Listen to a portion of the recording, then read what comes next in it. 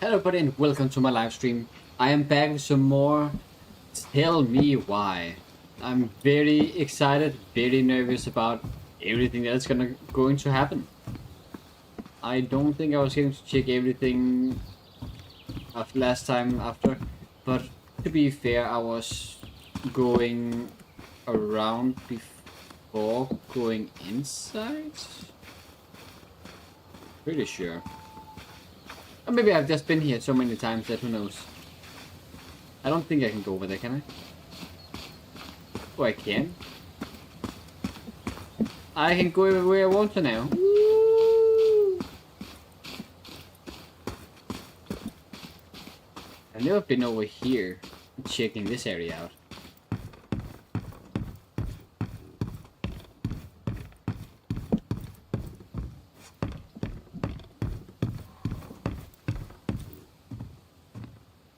Okay, guess I cannot check anything. There's not a single thing that I can look at, interact with. Very disappointing. But yes, I remember something about a trapdoor to upstairs.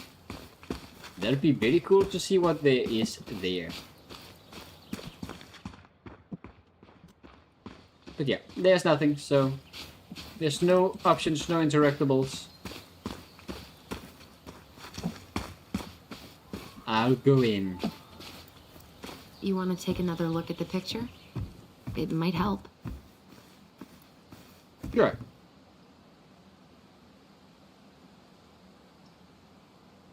Yeah. Oh yeah, I see it. What do you think is up there? I don't know. I'm trying not to speculate. My brain was going to some real dark places. It's probably just storage. We don't have to do this. We don't have to do this. We might not like what we find. When has that ever stopped us? I mean, you're not wrong. I thought I saw something red over here, but guess my mind's just playing tricks on me. I'm red. No lever. Man, this place is a mess. If there was ever a time to find a magic portal. Yes, indeed. What is this? Just a regular old light switch. Nothing here. For a second, I thought there might be another secret stash down here, but just a loose plank. Oh well. The handle should be behind this.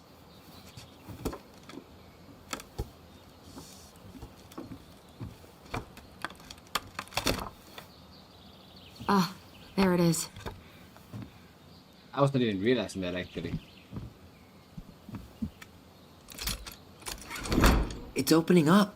The secret keeper always did store all the best secrets in the clouds. Yep. Come on, let's find a way to climb up there. I mean, there's a ladder here. Ladder. I'm gonna take the ladder. Take the ladder. Take the ladder. Take the ladder.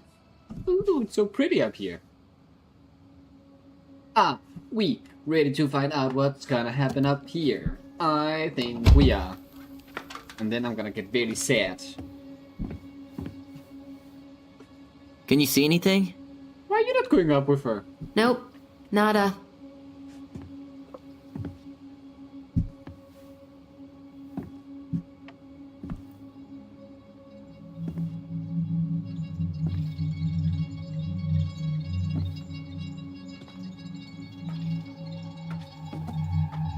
Here, found a switch.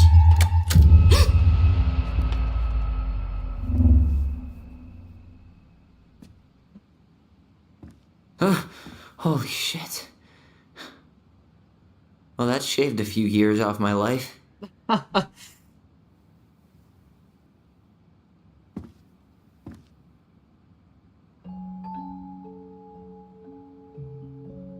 It is a nice room though. Whoa.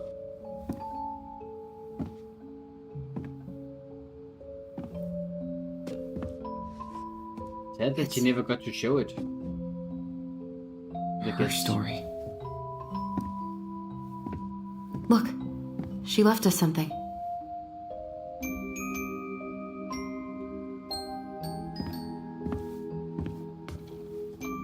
It's got a combination lock with letters.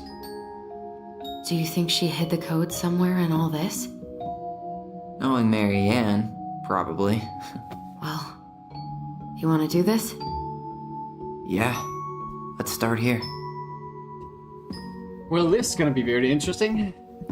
Feels like there's a lot of stuff to check.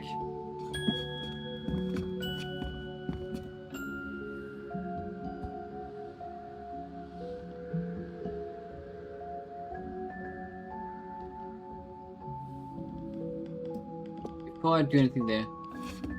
Do you have any idea what the code might be? No. So we should probably see if Marianne hid anything before we go trying to guess. Okay. That's the Pious Pelican spot. Ah, okay. Crafty goblins go here. The wise princess goes in the big wooden house, of course. The mad hunter, always on the princess's trail. The moon hag's gotta be imprisoned in her lake. This is terrible. This is terrible. I have everything but one single thing. I hate my life. That's so terrible. Why are really. these pictures from the Book of Goblins here? I don't know.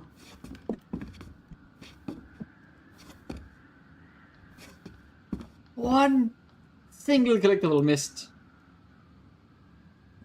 It seems like it's not doing anything. Maybe it's broken? Or maybe we just need to solve the puzzles in order. We're not done with the other one yet. Fair enough. But yes, just let me check something real quick. Yeah, there's 3 collectibles in this one, and I have not found a single one. And in the second phase, I missed one thing. And that's probably that one thing that I needed to do. Hey, I want to take a crack at this one before we try to figure out any others. Okay. Recognize this? Yeah. It's from the story where the goblins tricked the Mad Hunter. It looks like it, but it's different, right? Can you check the book? It moves. Oh. Some of these parts are buttons. Once from Maybe not. time there was title is different. of your prince who felt hopeless. Think this one? Or this? Well, here it is. Why do you think she changed the picture? I don't know. Maybe it's a message. Like, the differences between the two mean something. Something about Mary Ann, right? Since she's the princess? Yeah. Why don't we try to find them all and then see if it makes any sense? Okay. The goblins trick the Mad Hunter.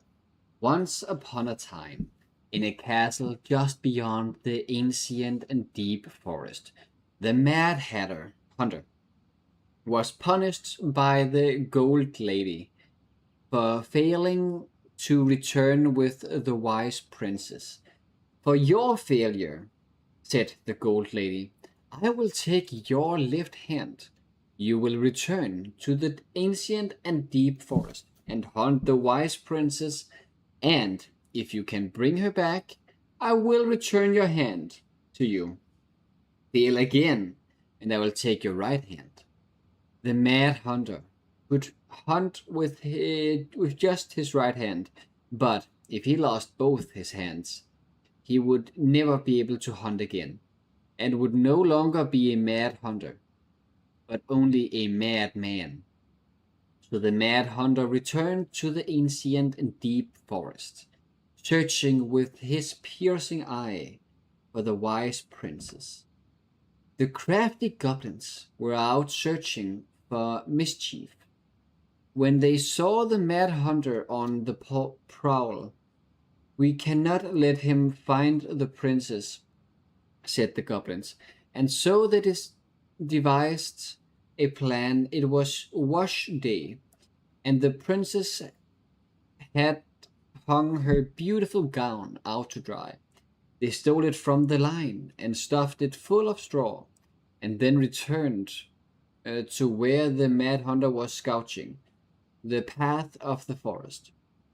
As the Mad Hunter turned down the path that would have led him to the big wooden house, the goblin danced the straw princess in and out of view in the opposite direction. The ruse worked. The hunter fixed the piercing eye on them and followed through the day and into the night.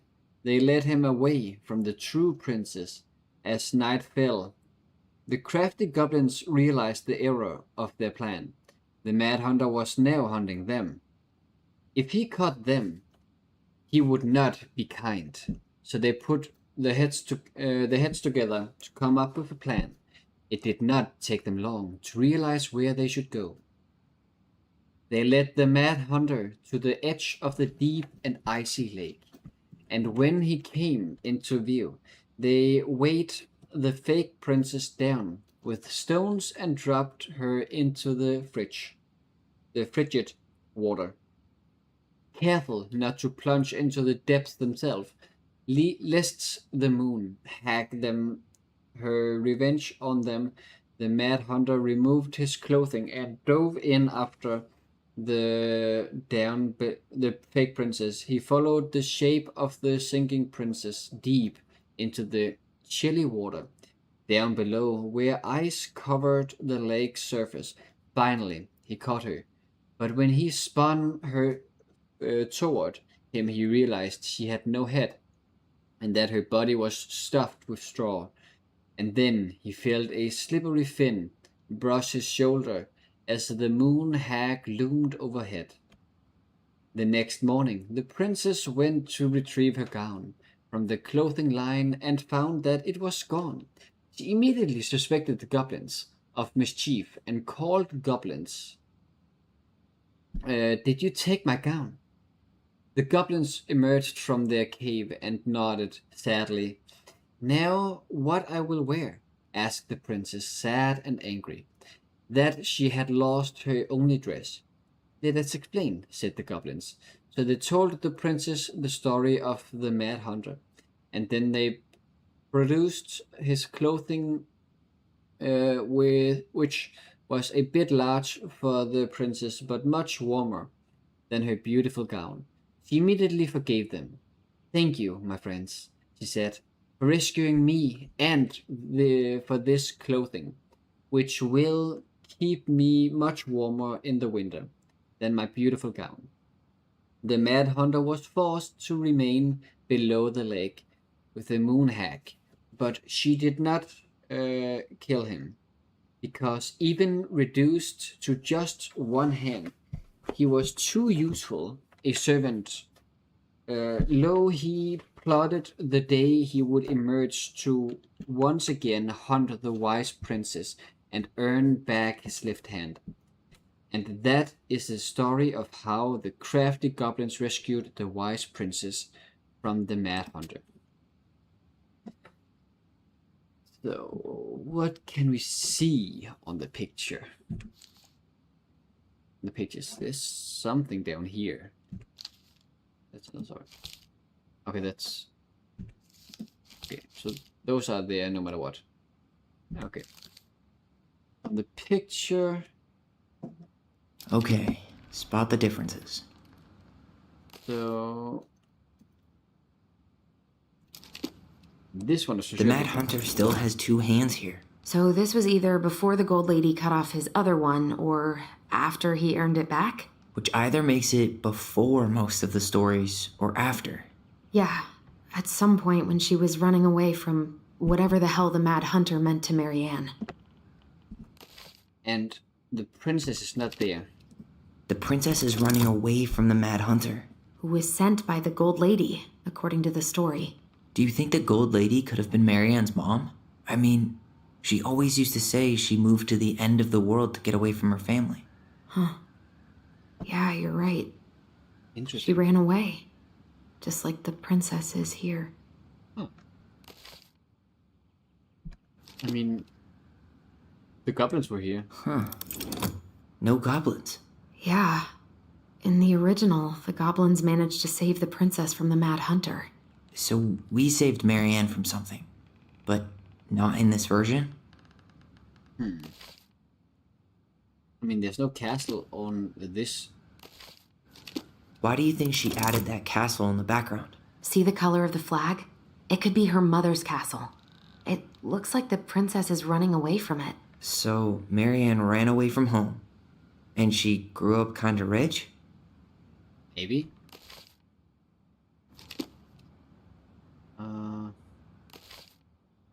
Those things are the same, I would say. That is the same. Don't see anything different there. The tree also looks the same. But once upon a time there was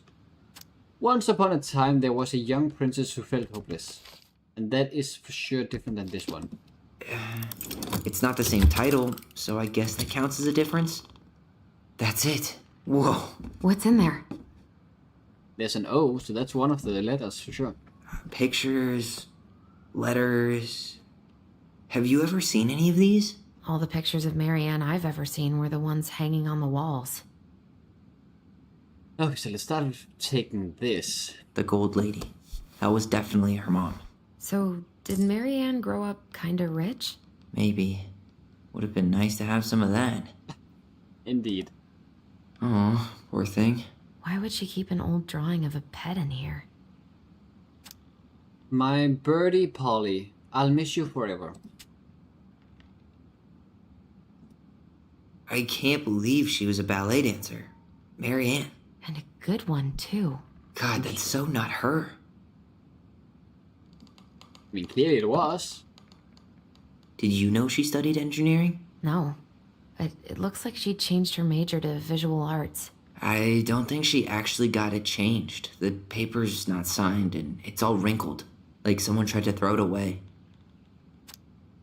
University of California, Berkeley, major declaration, fall 1984. Student name Marianne Ronan. Student ID, phone number, address. Engineering, new major, visual arts. Student signature, new major, advisor signature. Marianne, I can't do this anymore. You deserve better than cliche bullcrap. Like, it's not you, it's me. But the truth is, it's all just been too much to deal with. And I realized I'm just not ready. Maybe if we could have dealt with all of this on our own without your mom constantly putting pressure on us, things could have been different. But the damage is done and it's probably too late for that now. I'm so sorry, you're an amazing person and you made me a better man. I hate myself for doing this, but I feel like we'll both be better off apart. There I go with the cliche again. Please don't ever stop being who you are. Here, but I'm gone. Brent. That's sad. Could this guy, but you think the guy with her is Brent from the letter?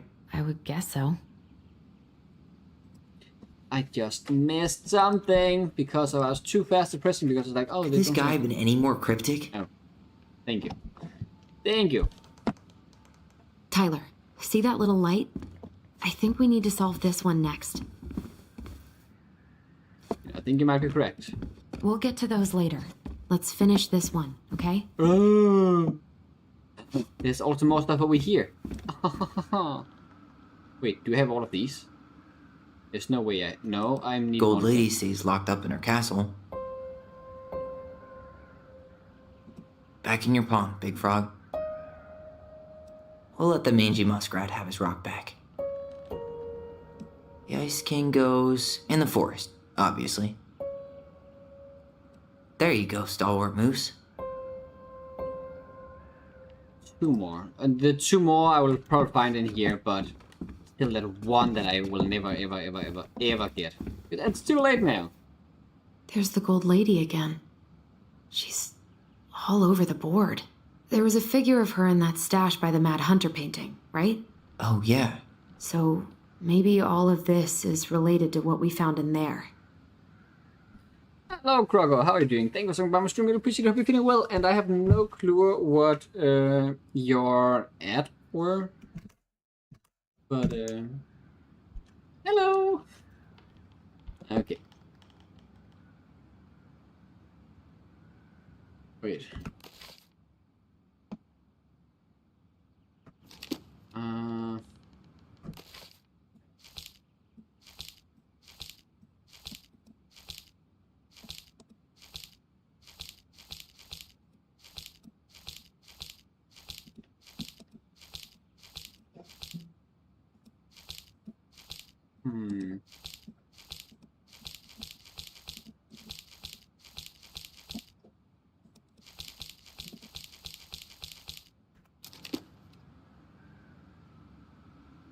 Figured anything out yet?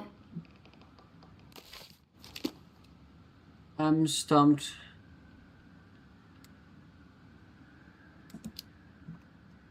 I'm totally stumped. I'm trying to figure out this one with all the animals. What about that drawing of Marianne's pet? Didn't it say, I miss you or something? Oh yeah, the bird.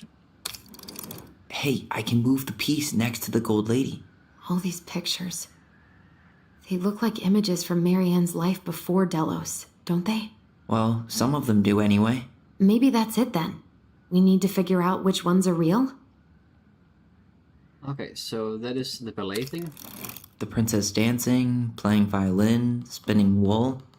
I guess this is stuff she did for fun?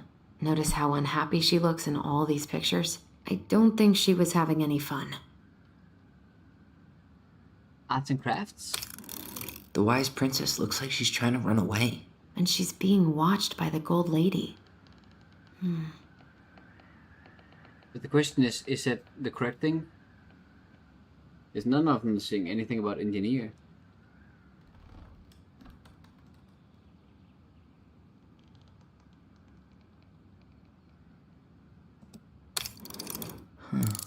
What's the gold lady do? Is that it? It's opening. Woo! I am so smart. Hello indeed. What's in there this time? That's this place. But they don't comment on that. Is that Carol? Yeah, and Sam. Look at him. He's so young and happy. Wow. She worked for a watchmaker in Juneau before she moved to Delos. No wonder she was so handy. Here's my Delos Crossing pal's number. I let him know you were interested in the house he's selling. Tammy.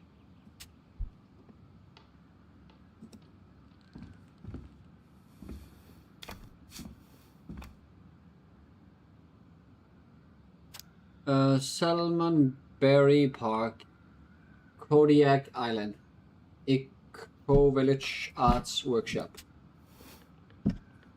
Salmonberry Park. Huh. Is that some kind of commune? Looks like it. So weird to imagine her living in a community like that. With, other people. The weirdest part is how they all seem to love her. Where was prom queen Marianne when the whole town was turning on us? From the good people of Salmonberry Park, Kodiak Island, June 1992. Don't be a stranger. Keep on looking for those answers to the questions in your head. To which your blind smiley face, Shelley. We miss you already, Saul and Brownman. Sorry we're losing you to modern civilization. We'll miss you, positive attitude and your adventurous spirit. Also, your wild edibles picking skills. Haha. Pretty Marcus. Bon voyage, Marianne, Rick. Marianne, you had the warmest, most beautiful aura. And I know you'll keep on shining wherever you land. Peace and blessing, Jerita. Thanks for being our little ray of sunshine. Godspeed, Cabot and Watty. I like your pictures. Love, Kamala. There's no collectible in here, which means I for sure have been missing one. Oh yeah, I got the last one, so I for sure was missing 2. And I was really feel like I was looking every gosh darn where, and I could not find it. So, which means there's 3 missing things. Well, that sucks. Her father. Oh well then. Marianne, I hope this letter finds you before I do. But since you didn't leave any contact information, I will have to send it to your aunt and hope for the best. I am writing to inform you that your mother passed away last week. We just had a funeral reception. The house has been filled with people. Where was I? House has been filled with people all day. Friend, family, college, and church members. It's now 11 p.m. and I'm sitting alone in the kitchen. At the kitchen table, surrounded by a dozen of trays of food. Followed and sympathy cards. Your cousin 80 brought in a beautiful photo album full of our holiday pictures in La Corner. You were there in all of them, but you weren't here today. We haven't heard from you in 4 years, and can only hope you made it to Alaska, or wherever you are, and that you and your child are both safe. Your mother had been sick and depressed for years, and you can imagine why. The pain of being shunned by her own daughter, knowing she would never get to see her grandchild grow up. It spread through her body like cancer and consumed her completely. All this suffering simply because you ran away, like a temperamental little girl, instead of accepting her help. When you got pregnant out of wedlock, after dropping out of college, and without a penny to your name, she only stepped up to help because she knew you were ready to raise a child properly. Marianne, a mother's duty doesn't end when her children leave home. Now that you're a mother yourself, I hope you will begin to understand that good parents isn't about coddling children. It's about proving for them and shaping them into the people they are supposed to become, whether they like it or not. Well, I don't like that way of saying that. It's very rude, cruel, and stupid. I won't trouble you again. You've made your intentions clear. I just thought you should know. Dad. What the hell? Marianne was pregnant in 1992, before she even got here. Before us? Do we have a long-lost sibling out there somewhere? It's possible, but she could have given it up or miscarried. Who knows? Yeah, you're right. I wonder who Do you think we could track down her father? You mean the grandfather she never told us about? I don't think I want to. You're not at all excited about having more family. You saw the letter. I don't think we want any part of that. Fine. Let's keep digging. I kind of would like to find out everything there is to know. But that's just me. This just lit up, so I think we're supposed to try this one next. Okie dokie. What was I going to say? Her cruel parents kept her locked away in their musty place. One day she took her tiara and ran away to the forest. What's this? Some sort of map? Okay. This looks like a dinner party with the old bear and the very old beaver.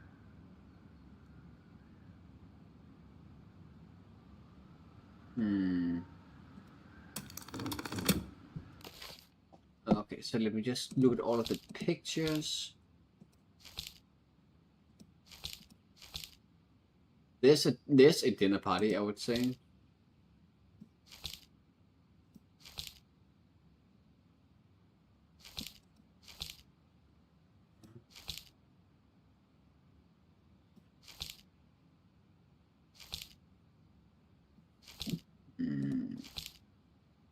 Rather than just trying to get inspiration of what there is.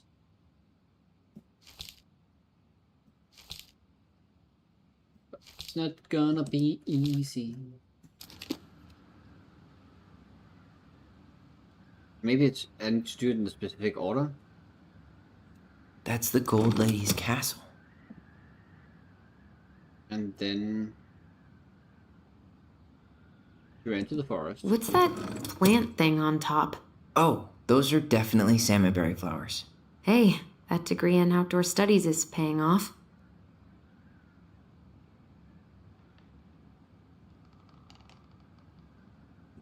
This is the princess's house. Some sort of clock? This looks like a dinner. Damn it. Why is nothing happening? Because we need to find out the correct order that it all happened in.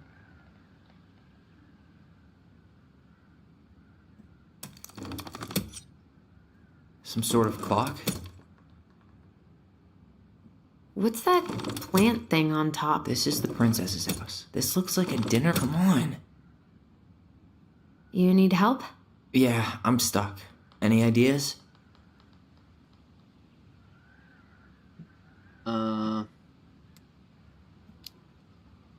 Left? A clock. What do you think this is about? She had that watchmaking job in Oh, yeah, Juneau, that's true. right? So that was probably right before she moved to Delos. Yeah.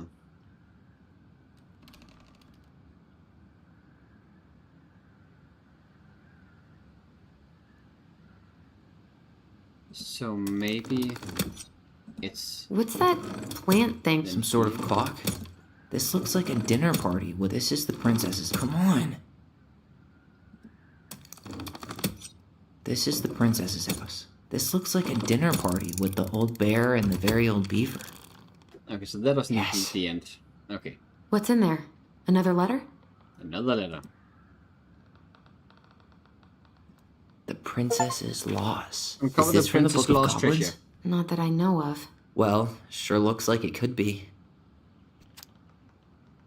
Okay, the princess lost once upon a time in an ancient and deep forest. There lived a wise princess in a big wooden house. She had made it through the woods and to that house with nothing left but the clothes on her back and a single item from her old life, a splendid tiara. She lost almost everything in her desperate flight from the Mad Hunter. The trees tore the rucksack from her back and shredded her dress and left a pattern of red welts on her skin. But through it all, she clutched the tiara close to her chest, fearing any misstep could cause it to fall from her arms and break. The tiara had its own spot in the big wooden house, a pillow near the window, where sun would catch on its surface to shine and wink.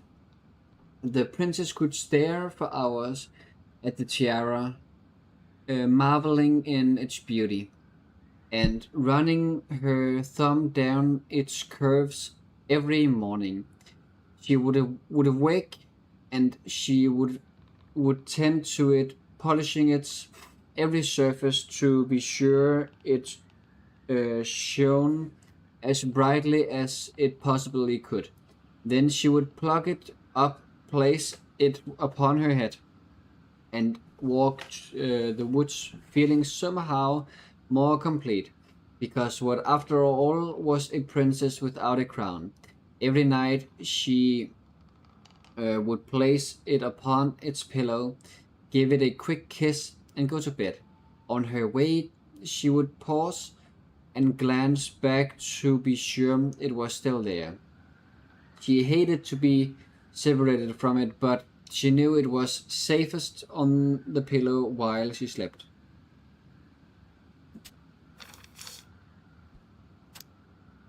One night, the princess woke up to a raging storm. The wind hollowed against the walls, rattling and the windows in their pants, fearing a gust might burst open a window and blow the tiara to the ground.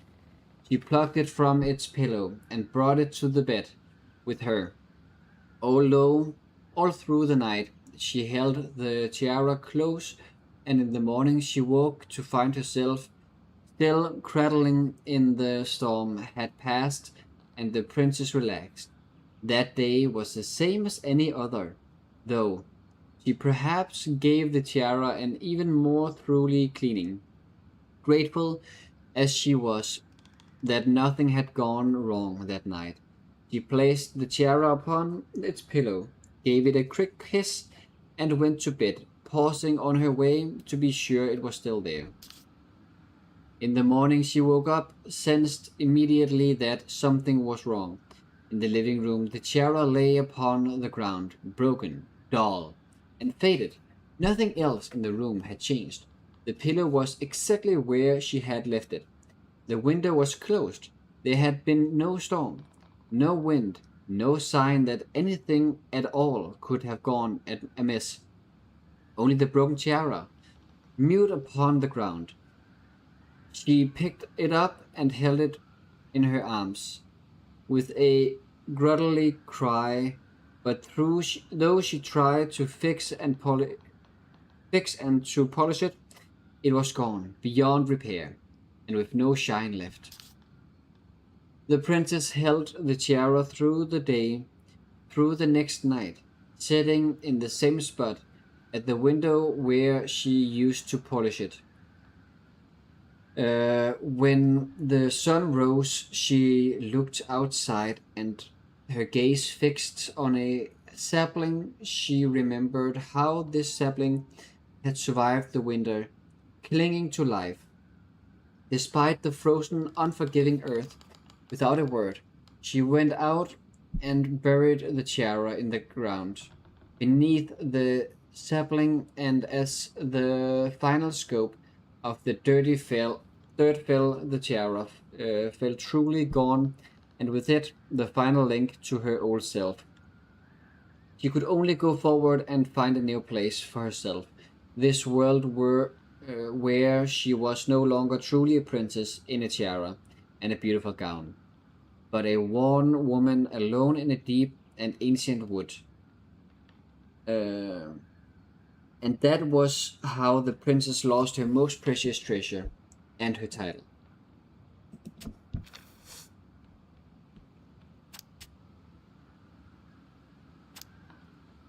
The princess lost. Was it not the same? From the ancient and deep forests, there lived a once. Yeah, I think it is the same. So I think it's just the same 2 pages. Yeah, it is. And that was how the princess lost her most precious treasure and her title. That was the story she read us that night. God, it makes sense now. Yeah, she got pregnant.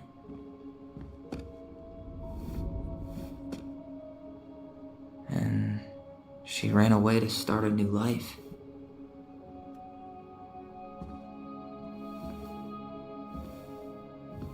And then she made her way to Delos Crossing, where she was finally happy.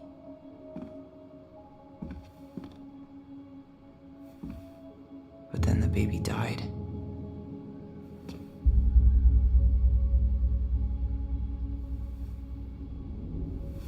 I can't even imagine how she must have felt. She left everything behind. built a whole new life for him. And then he was just gone. I guess having us helps her move on. But when it looked like we were going to be taken away, she snapped. She just couldn't lose any more children. It really wasn't anything we did. I don't know what I'm supposed to do with all this. I don't either, but all I wanted was to understand what happened to her. And now I do. Yeah. But we still haven't seen what's in that chest. You can find out that now.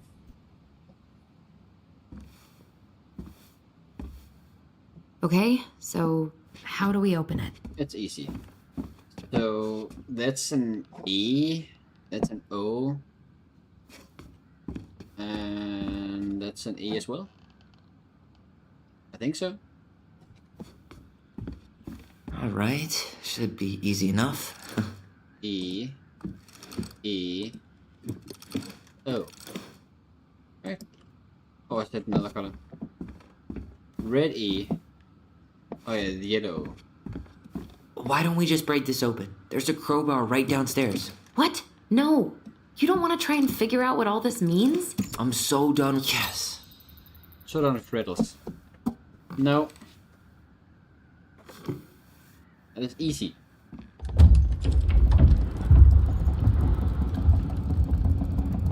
Oh. Interesting. Whoa. Did it just get darker in here? At least the lights are different.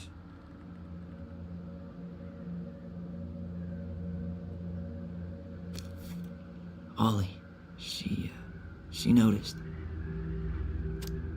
Dear Allison and I was Ollie, your son. we write stories to understand and be understood. But what good is a story without a first act? I'm sorry I kept mine from you for so long. All my love, goblins. Why does she have a photo of that tree locked in here? There's something hidden there. Is that... Leo Ronan.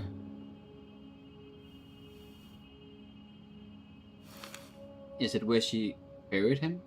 Why didn't she tell us about him? Why didn't she tell us any of this? I mean, it's fucking terrible. That's why. Allie, did we do the right thing opening this? We did. It's better we know what happened, even if it's hard. And there's one more thing we need to see. Are you sure? Yes. Don't go yet. There's one more thing I can look at here. Don't. Come on. No. Let's go to the dock. No. Not yet. It's time to finish this. No. No. No. No. No. No. No. No. No. Thank you. A baby blanket? Hey, now that we're done with the important stuff, maybe we can take a crack at these? Ah, thank you. Oh yeah. The very old beaver's repair list. That's the story where the princess's house gets damaged by a storm and the animals help her fix it. Yeah.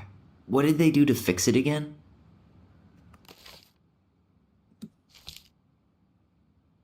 No, this one? It is this one, okay. The beaver fixes the house.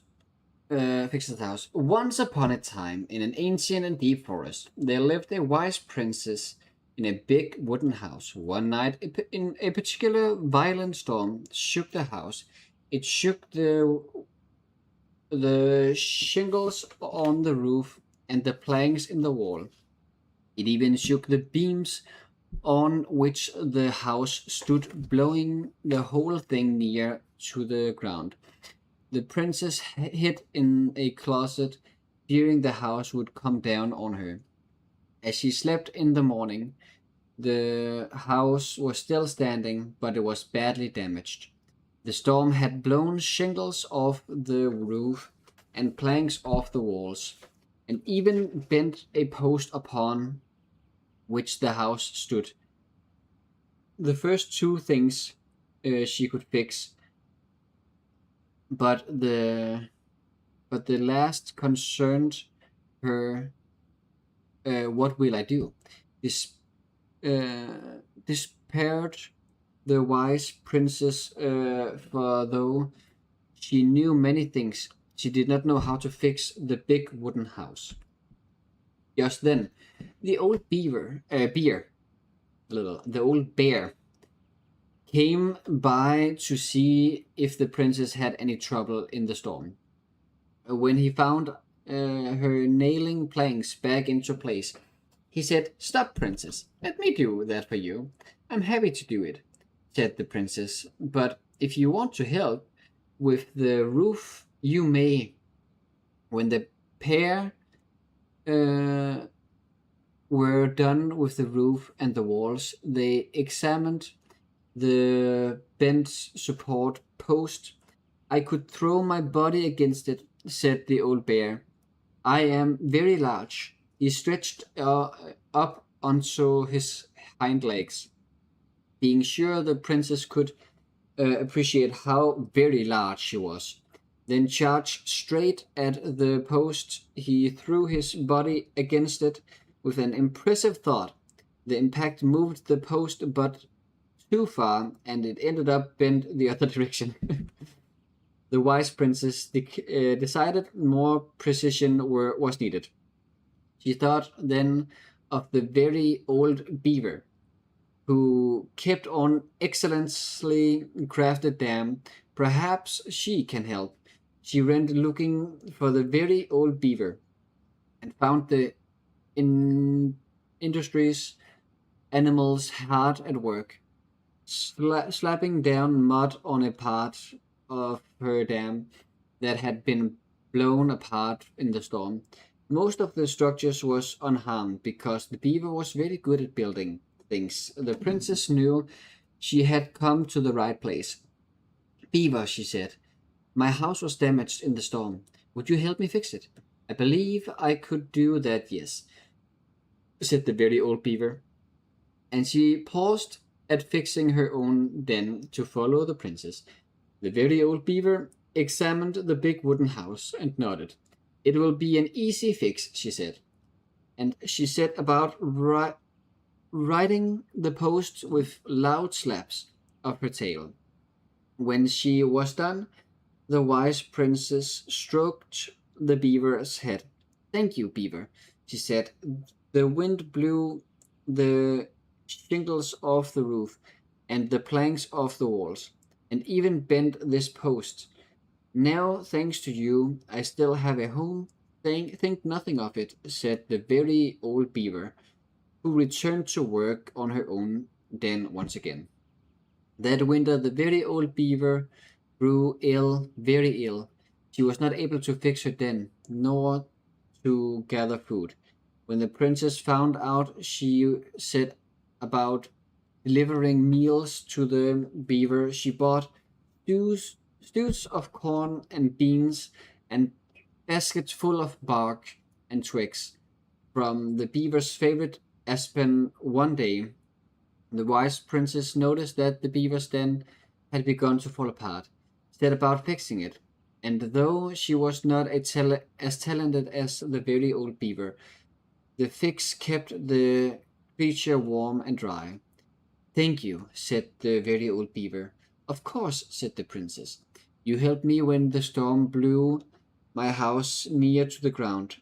Thanks to you, I still have a home, and I am happy to do the same." The princess continued to nurse the old beaver until the day she came to the dam, and the forest was still. No birds sang, no branches rustled, no small things skittered within the underbrush. "Oh," said the princess, staring sadly at the dam, for she knew the old beaver had passed on. "Goodbye, my friend." And that is how the very old beaver saved the big wooden house, and how the wise princess repaid her kindness. Okay. So nothing but windows. This one. She slapped the post with her tail to write it. I'm not sure. I think this one maybe? The roof for sure. She fixed the roof shingles. And the wall for sure. She fixed the planks that... All right. Damn. That must have been rough on Eddie. Yeah, he doesn't really like to talk about her. Dear Marianne, you cover your ears every time I try to have this conversation with you. So I thought I'd have a better chance doing this in a letter. I know you don't like saying goodbye, so I'll keep my melancholic rambling short and sweet. I want to thank you with all my heart for taking care of me for these past few months. I can't even imagine how exhausting it must have been for you to look after a sick old lady when you also have two small children at home.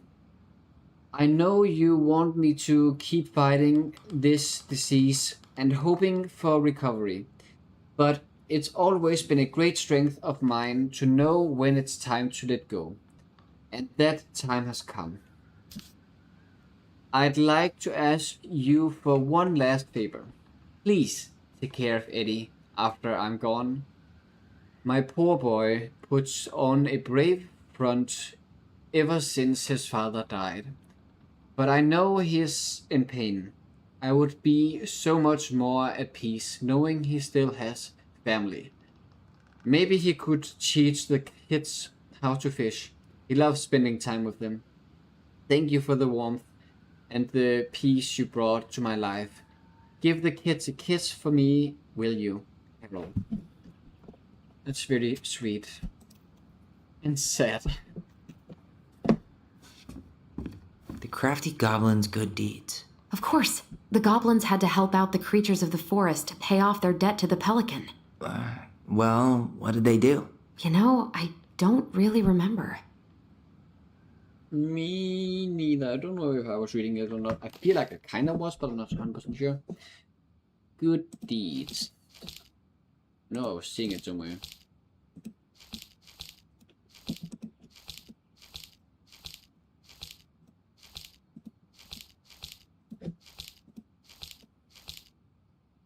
This one. Okay. The pelican forgives the goblins. Once upon a time, in a deep and ancient forest, there lived a pair of crafty goblins.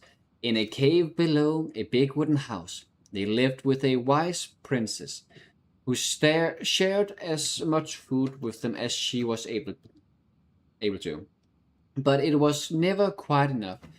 This left the goblins hungry, very hungry, always hungry. One day, as they were out of foraging for food, the pious pelican landed on a rock and dumped a smorgasbord from her beak, which the goblins knew was magic and never emptied. There were king crabs in red, blue, gold, and scarlet, veiny blue shrimp, pink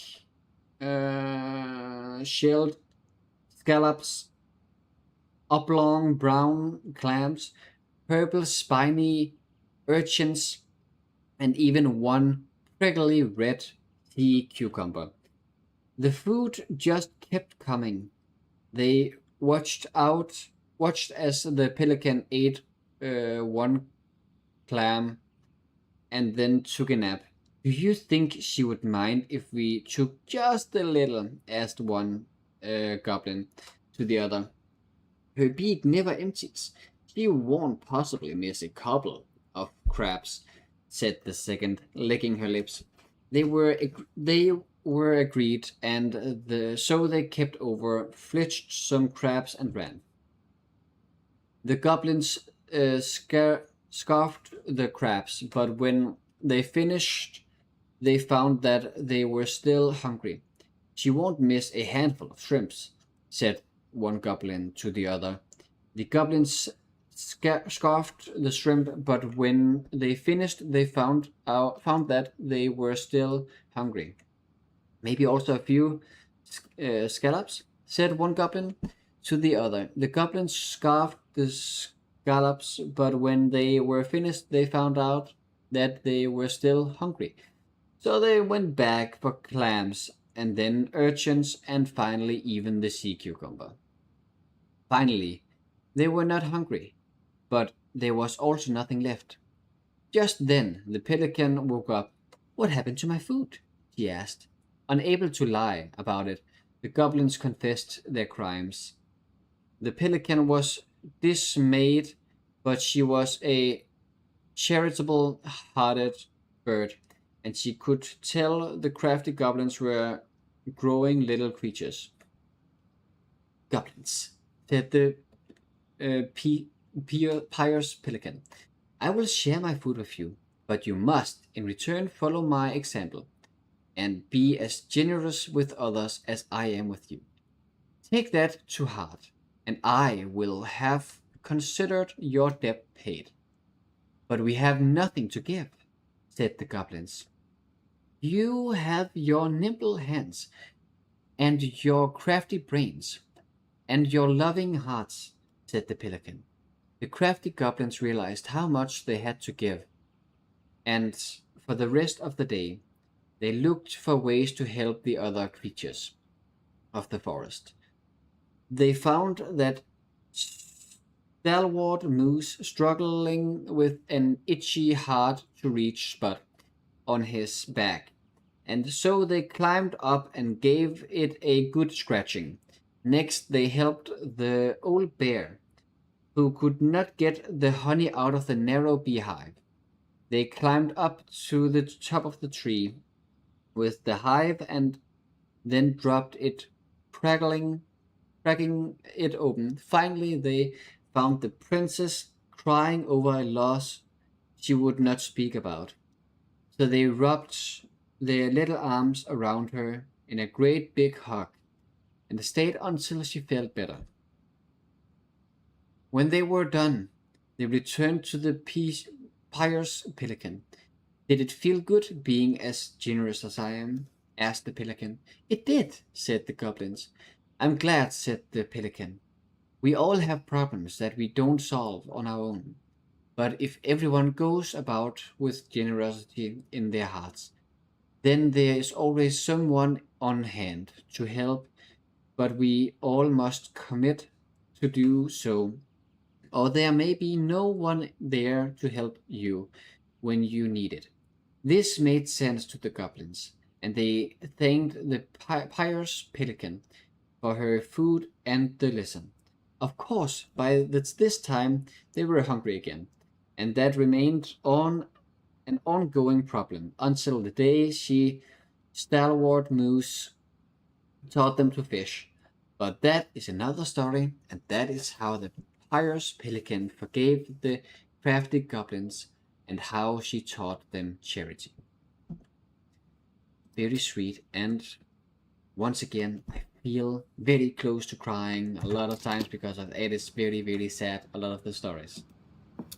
Not you. They removed a thorn from the frog's back. No, they didn't.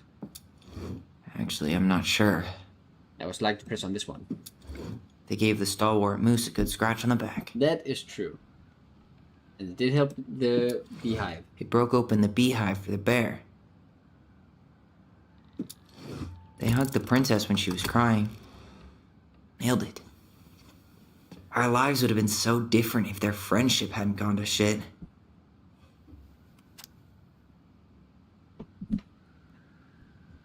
The Pelican Crossing is a specialty gift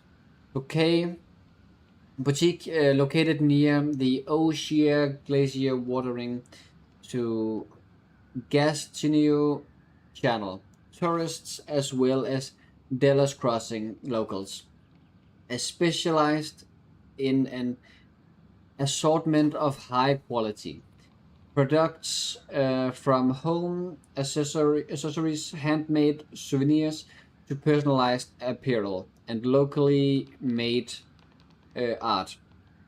The Pelicans Crossing will be the first store to act as a relay between the buzzing arts and craft scene and customers in addition to a wide array of notably handcrafted products.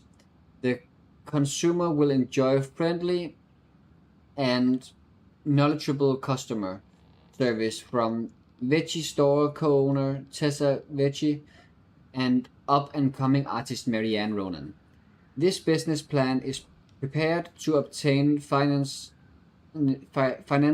in the amount of $20,000 to purchase inventory and to help cover expenses in the first year of operation. In year one, the Pelican Crossing plans to break even, and in year two, we plan to generate a moderate profit working on the executive summary part of our business plan. What do you think, Tessa? That is a very amazing idea. I love that idea. Now you're already over here. It still sucks that I missed 1 and 2 over here. I even think it tells me that I missed something at the... No, maybe not. Thinking at the...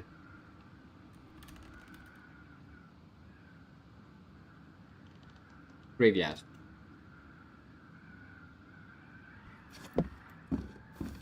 The old bear's gifts for the princess.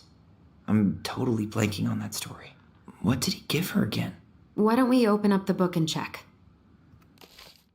I'm trying to proceed. Okie dokie. Another great story that I'm gonna read. The Bear and the Princess. Once upon a time, in the ancient and deep forest, the old bear stood on the bank of the river, sweeping at salmon on their way to the spawning grounds.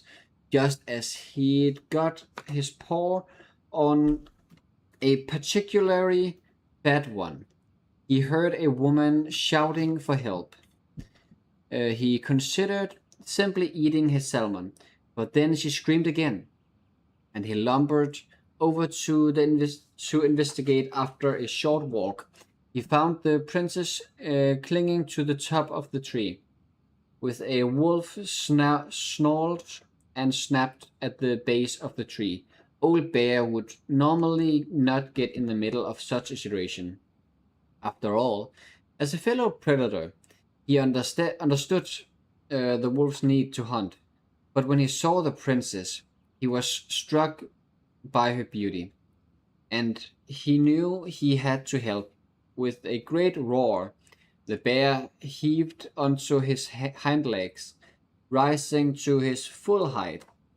The wolf snapped and snarled in his direction, but the bear roared again, and the wolf took off into the trees, tail between his legs.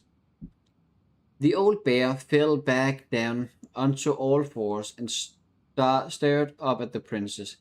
She regarded him fearfully. "You can come down," he said. "How do I know you didn't save me just so you could eat me yourself?" asked the princess. "I suppose this is a fair question," admitted the old bear, "but I promise I won't eat you." The princess had no reason to trust the old bear, except that he had kind eyes, and so she slowly made her way down the tree. When she reached the ground, the bear only watched her, and so she supposed she was not going to be eaten today. "Thank you," she told the old bear. "Of course," he said. "Can I walk with you back to your home?" "Of course," said the princess. And so the princess and the old bear walked together through the forest, back to the big wooden house. After that day, the princess would occasionally find gifts from the bear, a fresh caught salmon, a handful of ripe berries, a newly bloomed bluebill. One spring, when a sudden thaw flooded the path out of the princess' home, the old bear was there, and she rode his back across the river. The old bear began to think that the princess should be his mate. After all, she had no mate, and she needed one, and he could keep her warm and provide her a much more suitable den, and catch fish for her and protect her from wolves. She in turn would brush out his fur and pick berries without smushing half of them, and scratch that one part of his back he couldn't reach. And with how she took care of the goblins, she would be an excellent mother for his cubs. One day, the old bear came with a ring of Bruce and asked the princess to be his bride. "I'm sorry," said the princess. "You are a very good friend, and I appreciate all you've done for me, but I cannot marry you. You're a bear. I'm a princess. It would never work." The old bear was crushed. "Can we still be friends?" he asked. "We will always be friends," said the princess, "but I will never marry you."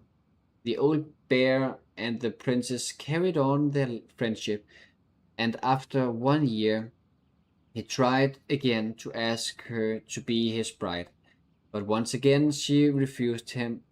This happened 1 year later, and 1 year after that, and then finally the princess said, "Old bear, you are my dear friend, and I appreciate all you have done for me, but I would sooner you have left me to the wolves than marry you. And that is how it will always be. I have my hands full with the 2 goblins who live under my house, and they are all I need." That wounded the old bear deeply, but it was finally enough to stop his proposals. Uh, they remained friends, and he continued to give her gifts of fresh salmon and ripe berries and newly bloomed bluebells. But the old bear never again asked the princess to be his bride, much as he might have wanted to. And that is how the princess befriended the old bear, and how she refused him. Poor guy. But it makes sense. So, salmons. Fresh caught salmon? A handful of ripe berries? Is it there?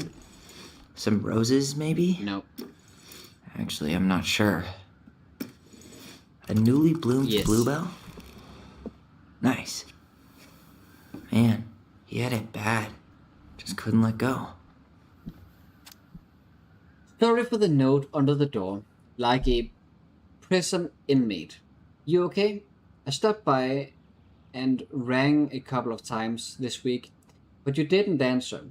I could see the light in the hayloft, so I figured you were in, but didn't want to talk. I hope I didn't ruin everything. I know I probably came on kind of strong, but the thing is, I don't know how to talk to a woman like you. You are strong and kind, and you know so much. It's hard for me to know how to keep up. I guess all of that went to my head, but I want you to know I got the message.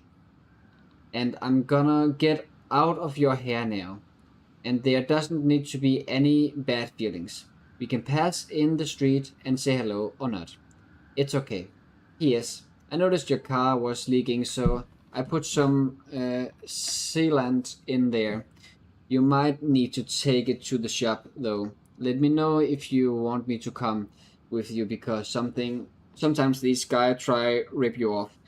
If not, no big deal. Sam. That's sweet of him. I still like Sam. The crafty goblin's loot. That's from The Princess and the Two Thieves. I drew the original. And I distinctly remember drawing that cake, which is arguably the best part of that illustration. All right, Picasso. And you probably remember what the goblins stole in that story, huh? Sure. Where was it? Maybe it was one of these. It's you. Q. The Princess and the Two Thieves. Once upon a time, in an ancient and deep forest, there lived a wise princess in a big wooden house. The house was built from the strong wood of the forest, and it kept the princess warm and safe. The princess was not a native of the forest, but she never spoke about where she had come from, for it made her cry. She did not have many friends, but that was how she liked it. The forest was big and deep, and many paths led to her house, but not many visitors passed by. The princess was happy to be left alone in the big house in the deep forest. She knew that the forest would provide for her, but that its generosity had to be respected, so she only took what she needed. And for a long time, life was just fine for the princess in the big wooden house. One winter day, when snow blankets the earth and ice bent the trees low, the wise princess realized that food was disappearing from her house. It was not much at first, only a few fruits and nuts and eggs vanishing during the night. Maybe it's the birds, she said, or the mice. And for a time the princess was okay with losing some food, for the winter was long and the little creatures needed to eat too. But then small items started to disappear as well: spoons and plates, forks and knives, and blankets. It was as if every time she was in one part of the house, something disappeared in another room. That can't be birds or mice, said the princess. I think I have a thief. So she went outside to look for traces in the snow and noises in the wind, but there was nothing. What was I going to? Where's the but?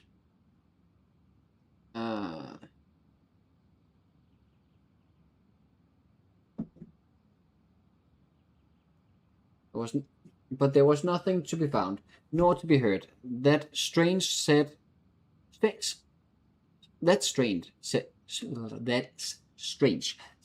princess. Maybe the thief is hiding inside my house. For many days she hunted, looking behind the curtains and under the bed, in the attic and the chimney, behind the poles and under the carpet. But she found nothing, and as she searched, food kept on disappearing night after night. I will make a cake from the princess, a big cake with every egg and fruit and nuts I still have, so that I only have one thing to keep my eye on. She spent the whole day making the cake and using everything she had left. Hello, Cone Man, for real. How are you doing? Thank you for saying by my stream. Hope you're feeling well. Yes, I do indeed also think about that every single time I am talking about this game or thinking about this game.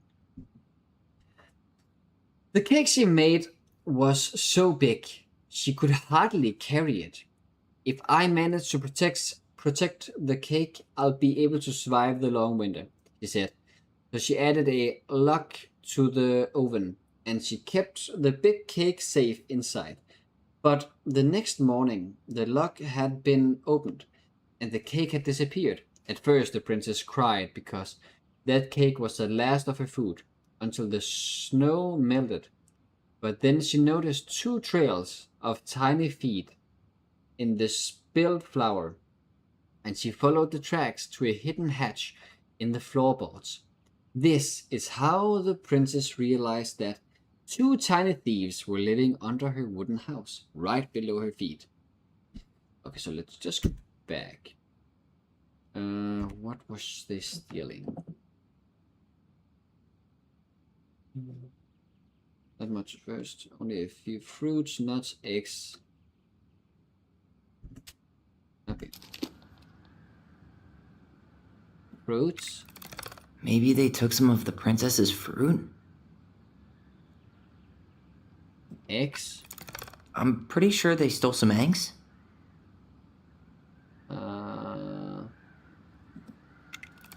Some flour for the cake, maybe? No. Maybe not. What if they took some spoons? That's it. They sure did. Oh god, Freddy, they're in the floor. They sure are. Yeah, Freddy, you went to Canada. I have been in Canada, yeah. It's been a while, but I have been there. I was trying to get a job over there. It didn't work, but I tried. I always wondered where that drawing went. She said it was her favorite, and then one day it just disappeared. You are the best mom in the world. The prettiest princess.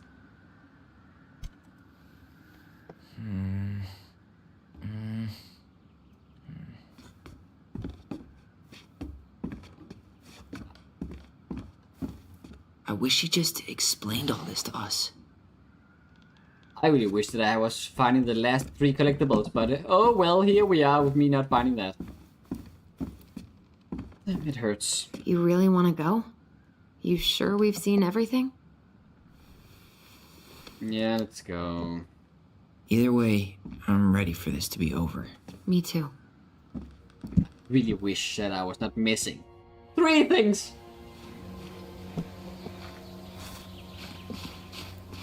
And at least I know I don't need to look for anything anymore. I've been finding everything other than everything that I lost. What are we waiting for? I want to know who was here that night. Let's try and remember who Marianne was arguing with. Yes.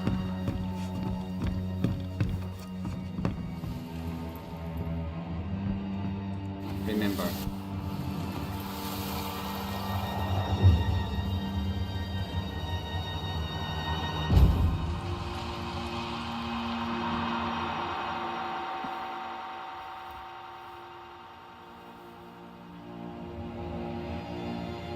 Almost.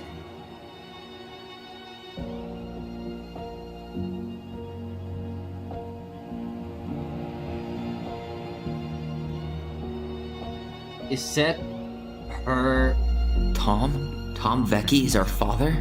Of course. It had to be him. I knew that. I mean, as I Tessa saw knew, him. didn't she?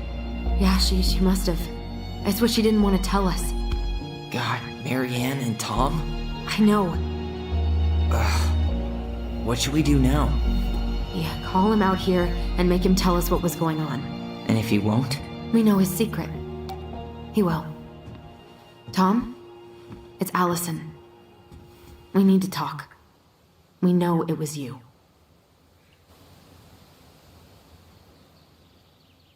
I mean, I was not expecting this. That's much I can say. Holy.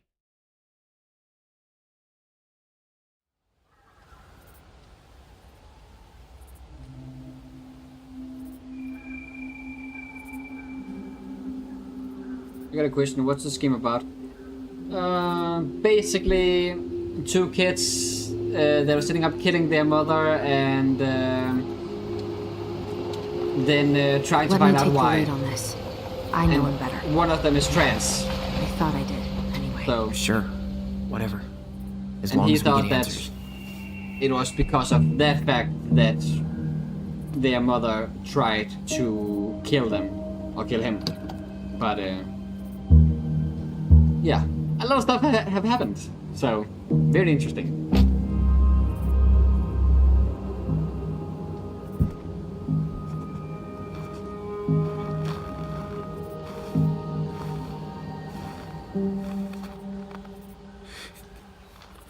Kids, listen. You're our father.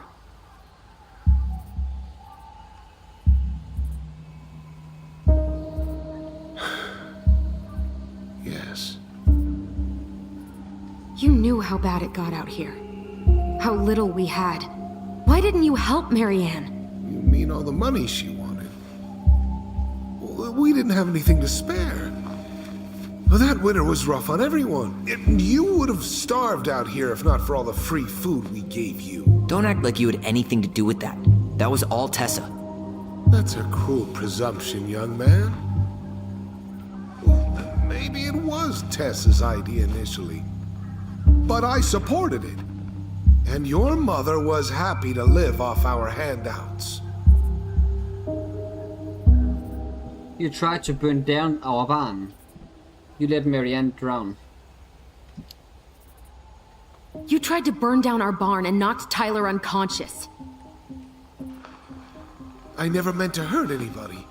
You weren't supposed to be home. Doesn't excuse the fact that you didn't even stop to help. What do you want me to say? I panicked. I was terrified that this whole thing was gonna blow up in my face. I had to do something. No. You tried to burn down our barn.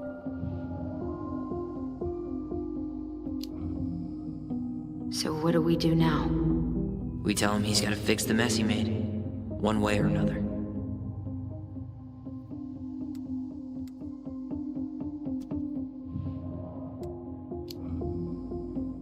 Hey, you hearing me? Yep, sorry. I'm trying really hard to keep myself from punching him in the face. He's not even the least bit sorry for what he did. He could have seriously hurt you. Yeah, he's just a fucking coward. Yeah. You were here that night. You saw Marianne and Tyler. Why didn't you help? I know it wasn't my best moment. But she threatened my life. So you just decided to let her drown? I didn't decide anything. Everything happened so fast, I panicked.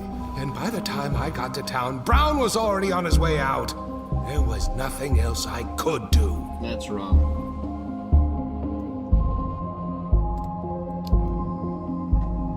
Does he really expect us to believe there wasn't anything else he could have done that night? I don't know, Allie. I'd rather not think about it. You have to make this right. You failed us, Tom. You need to make it right. I'll do whatever you want. As long as none of this gets out. Excuse me? You want me to pay for my mistakes? Fine. But please, Tessa can't know. This'd kill her. Tessa already knows, Tom. No. That's impossible. It never occurred to you the reason Tessa cut Marianne off was you? But she never said anything. Oh, Lord. You should try talking to your wife. Maybe if you had, we wouldn't be in this situation. And maybe Marianne wouldn't be dead. Oh, come on. You of all people should appreciate how troubled Marianne was.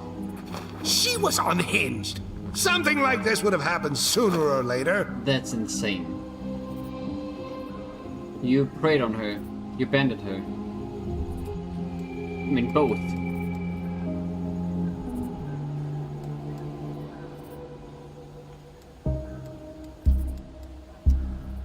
I cannot... I'm gonna say you abandoned her. And you just couldn't risk being there when it happened. Even though it meant leaving her to raise kids out here all by herself. None of this would have happened if you'd manned the fuck up! I didn't have a choice. I know it shouldn't have happened. But, well, your mother was a very pretty woman. And she'd been so many places and done so many things. The way I always thought I would have. I got caught up. Love made me a fool. Look, I made mistakes. But this will not go any further than the three of us. Why? We know. Tessa knows. Marianne's dead. There's no point in hiding it anymore.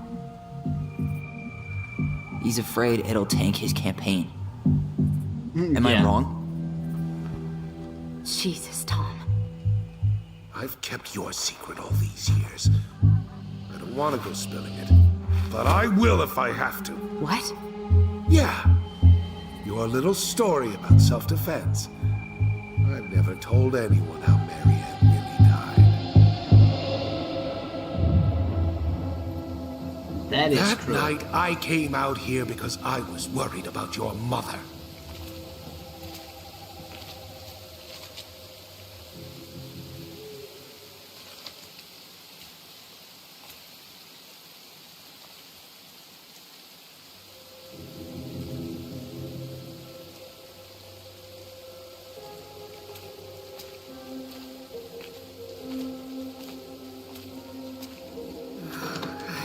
Why do they do it? They made me do it. They made me do it. Why did they do it? This is his fault. This is his fault.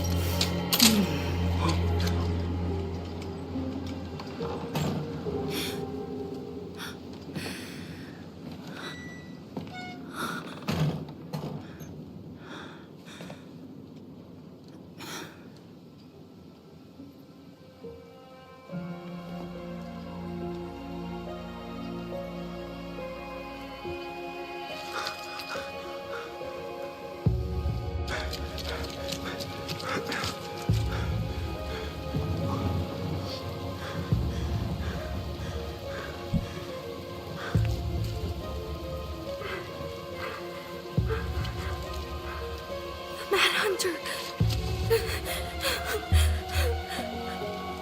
Wait, no! Stop!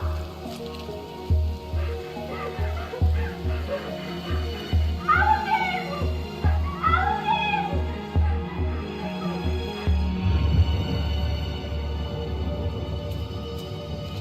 Honey! Wait, no! Please. Please. No, no. Oh, please.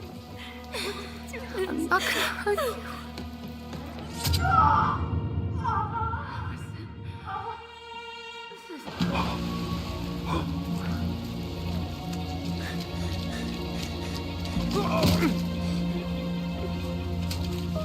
He for sure could have been doing something.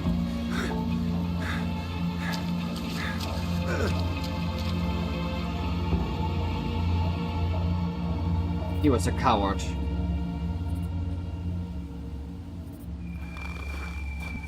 No! No way! You're a fucking liar! I saw what I saw. Ugh!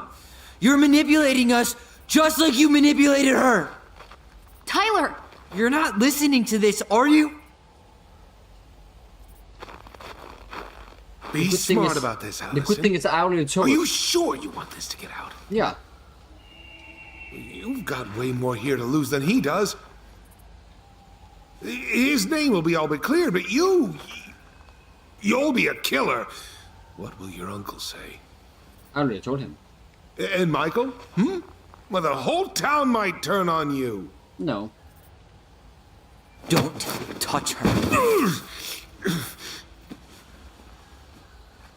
I have this in my No, back I'm pocket. right. Just get out of here, Tom. Tyler and I need to talk alone. Just please think twice before making any rash decisions. There are a whole lot of lives at stake here. No. Leave us the fuck alone. And never come back!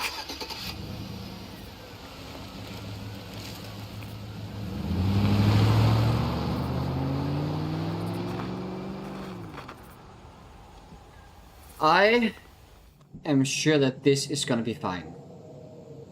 Because of... I was already telling him. I mean, she's sad, and I understand Allie. that, but still. You okay? You didn't let that asshole get to you, did you? Did you? What if he's right? I've been having all these nightmares about that night, and they were a lot like how Tom said. And now, when I try to remember, that's all I can see. He's trying to mess with your head, and you're letting it work. No, it's more than that. Ever since we started digging, I haven't been able to shake this feeling like something's off. Something's off because he put this in your head. Don't let him get away with it. He might not be lying. We keep getting things mixed up. We remember totally different versions of the past. Those are just details. This isn't that. She was going to kill me. I'm not so sure anymore, Tyler. That I'm not 100% sure about either.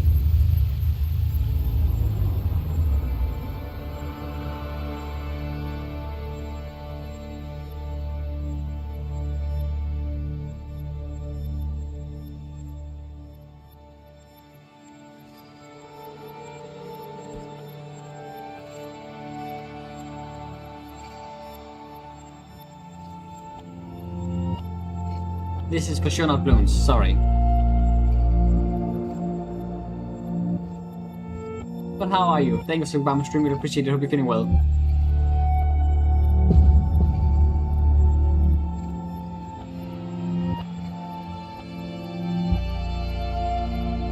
Can they hug him? Or what are they doing?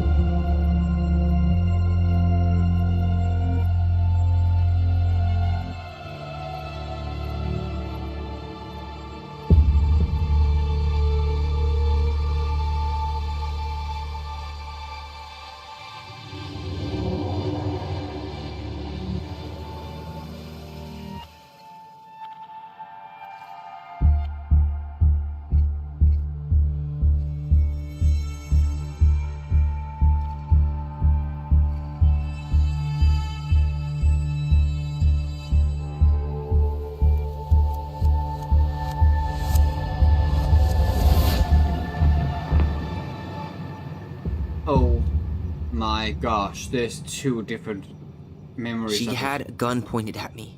She chased me. She said she was going to kill me. But what if?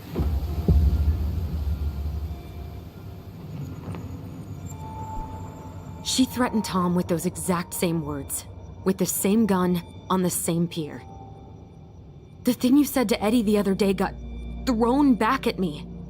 Don't you think it's possible that happened here too? I guess it's possible. Fuck. I don't know. And we're never gonna know the truth, are we? Because the second you walk away from something, that's it. Yeah. I guess at this point, you just have to decide what you believe. Me? Yeah. You need to start dealing, Allie. And that means coming to terms with whatever version of the past feels the most true to you. No more running. Whatever you choose, you gotta live with it, okay?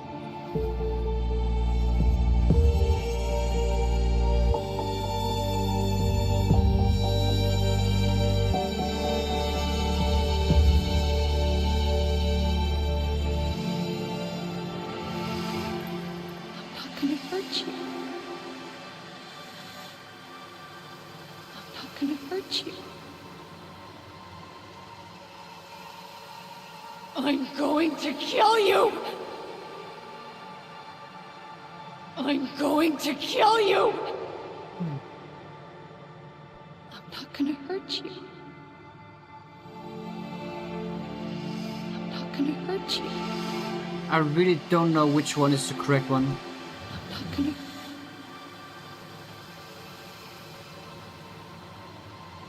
In any case, no matter what happens, we did kill her.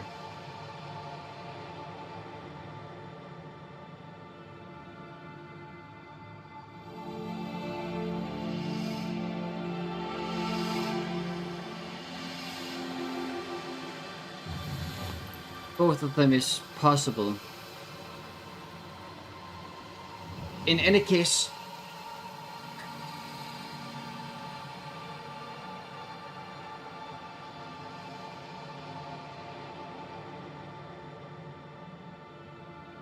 I have trouble believing that she would say to them that she would kill them. Any of them.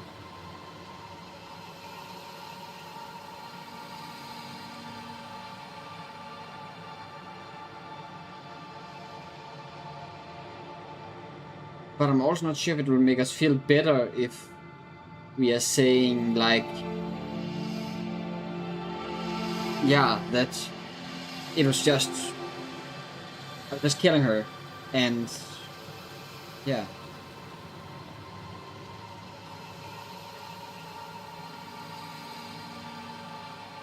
I'm gonna say it was self-defense, even though it sucks. But both of them suck no matter what, because she is dead. I'm gonna say that he was threatening them. I'm going to kill you! I'm not I don't feel good about any of them. I'm going to kill you! I'm going to kill you! No, don't do this. Mom, no. Allison, this isn't what...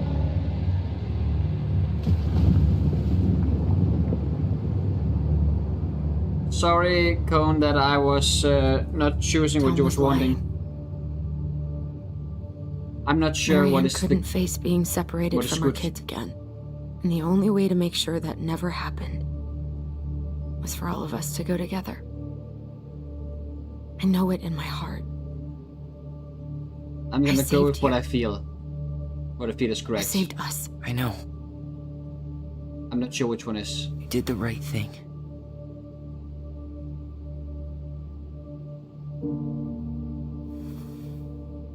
You want to go back inside? I think so. Yeah.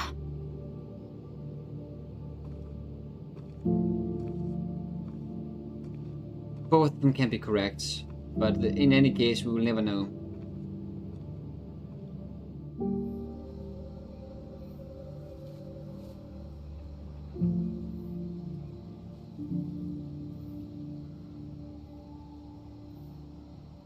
No.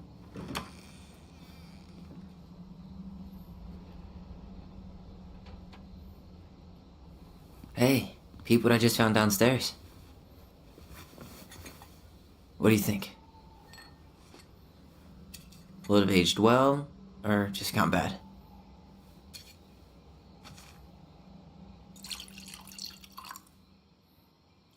She's sad. Cheers, I guess. I can't believe Tom thought we'd buy that story. And that I almost did. Yeah, I still can't believe he and Marianne. What the hell did she see in him? She was probably just really, really lonely after she lost Leo. I could never get that lonely.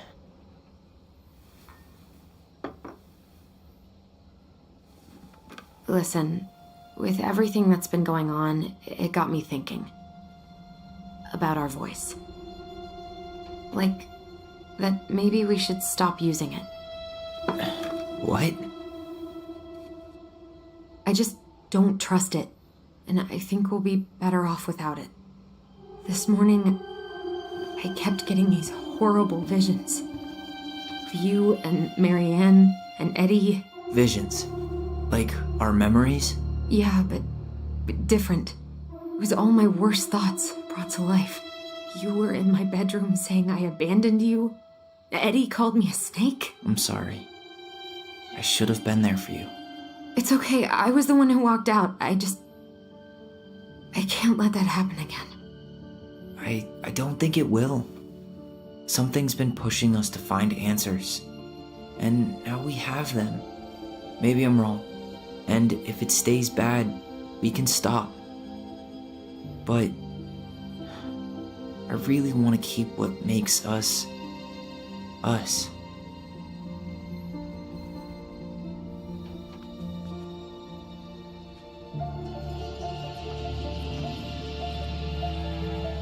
The Mad Hunter was forced to remain below the lake with the Moon Hag, but she did not kill him, because even reduced to just one hand, he was too useful a servant. Lo, he plotted the day he would emerge, Brothers and Language. to sisters? once again hunt the wise princess and earn back his left hand. Always. And that is the story of how the crafty goblins rescued the wise princess from the Mad Hunter.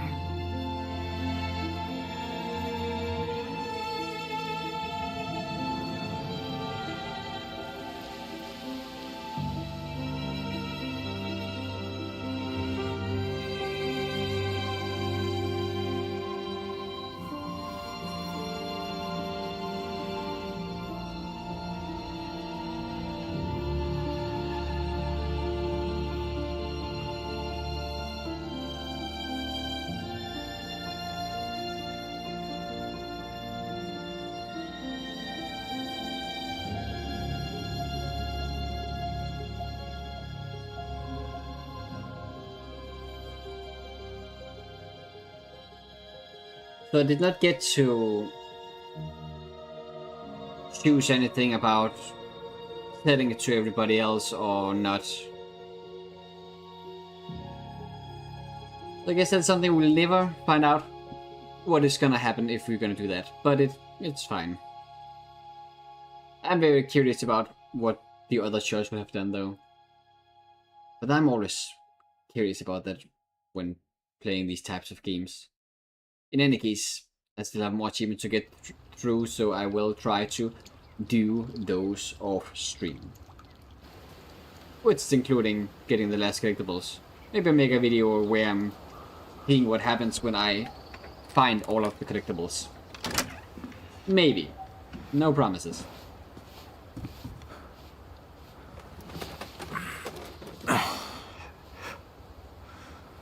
Sounds good. Thank you for stopping by, Mr. Really appreciate it. Until next time, have an amazing time. Bye! I'll also end it as soon as this game ends, which is probably soon. One last look. I'm good to go.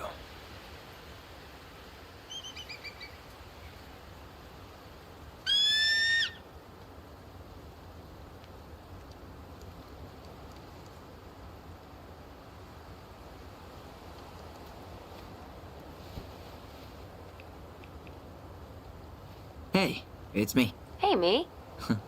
House is empty. I'm getting ready to head out. So, last chance. Is there anything you want me to do while I'm in town? Listen, Ty, you're dropping off the keys with Tina, right? Yep, gonna leave them at her office on my way to the ferry. Well, that's it then.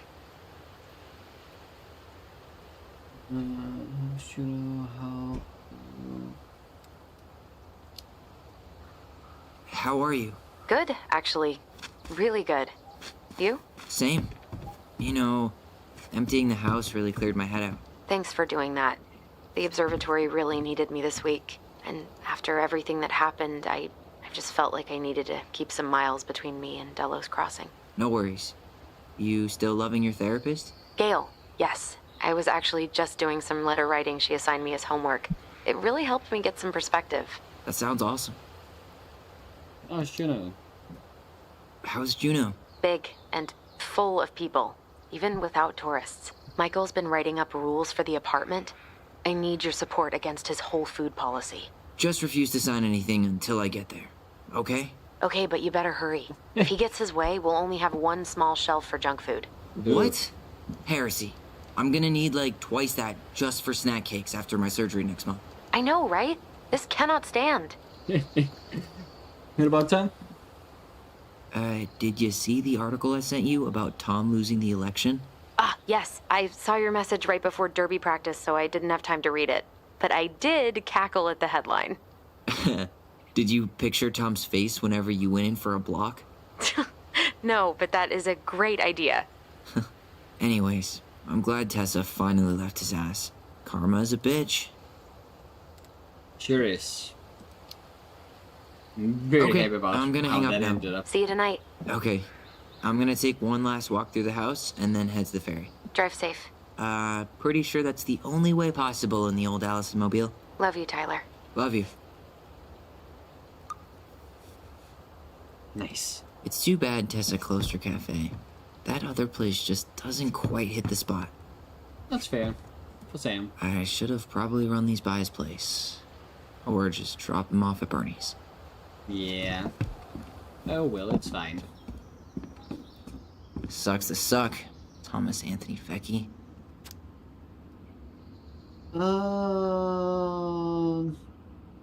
Mayor Leslie FFCOW declared victory in the bid for re-election over controversial challenger Thomas Vecchi, with almost 68% of the votes.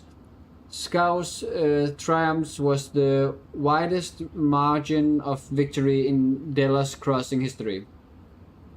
Her rival local business owner, Vecchi, sparked much debate in the community over the gun control policy, but FFCOW's success has been mainly attributed to her willingness to reach across party lines.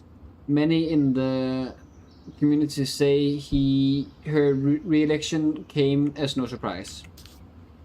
According to sources close to the city council, FFCOW invited Vecchi to join her mayoral cabinet, but Vecchi refused.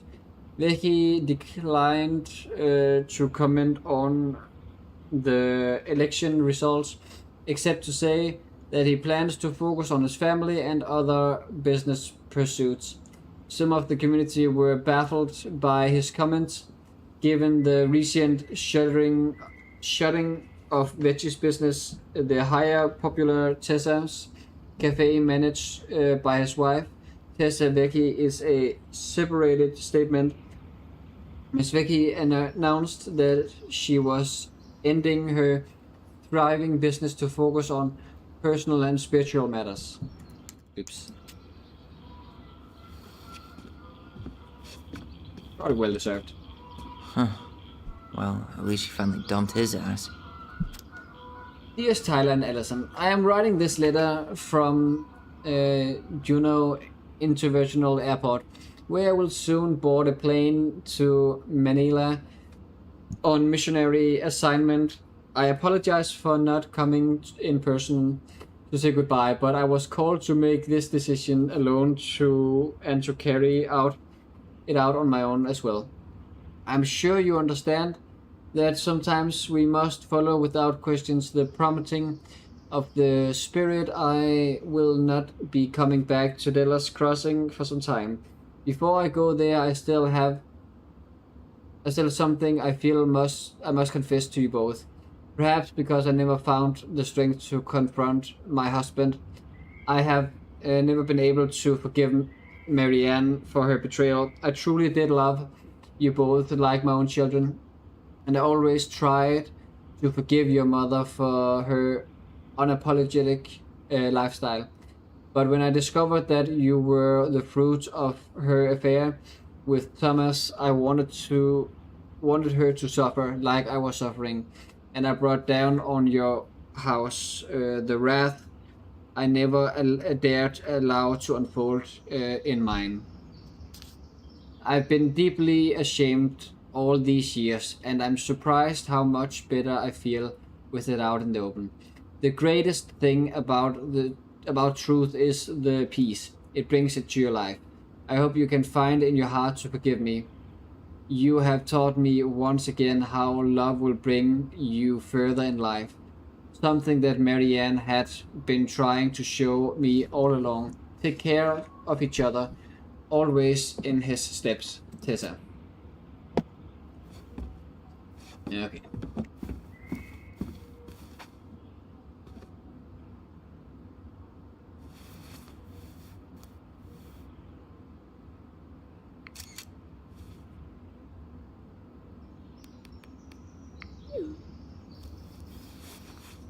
One room done.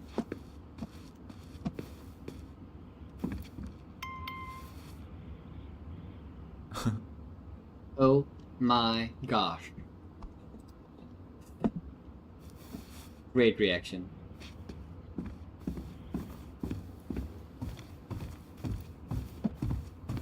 Nothing else to see here.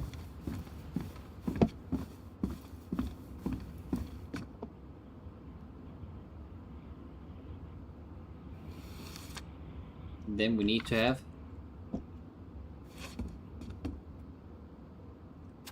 Hey Goblins, word in town is you guys finally sold the house. I came by tonight to help you fix what needs to be fixed, but there was nobody home. Are you gone already? Things change so fast these days. Anyway, you know where to find me if you want me to fix things. If you're still in town, I mean, it's getting late and I'm pretty tired. Oh, and I'm sorry for acting like a stupid ass. I am everywhere I look. I think about what used to be. I've been trying to do better, but I think it might be too late for an old bear like me. Not sure if this will reach you. It's getting late. Call me if you're still around. Be safe, Sam. P.S. I wish it was as easy to fix everything as a boat. That's fair. I still really like him. Seeing it empty is so weird, but at least it's the last time we'll ever have to. That is true. Let me look at it.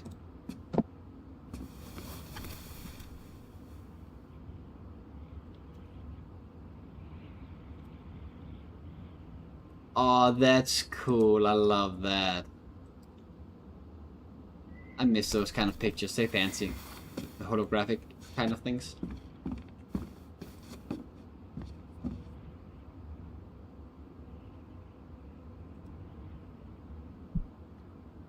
Must be a relief to finally be done with that place. No doubt. If traffic's not too bad, I should be back in our place around 4 p.m. Haha, traffic in Dallas only if the mailbox bandit escaped. Hey, I'm making that biscuit thing you like. Damn, on my way. I'll probably take out some fire hydrants and stop signs. Don't die, I'll keep it warm. See you in a few minutes. See you in a few. Nice. No! I saw that there was something else I could do.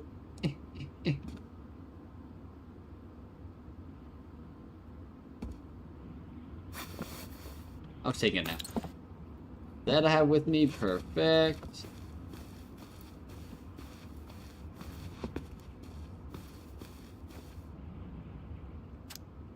Dallas Crossing, most wanted escapes.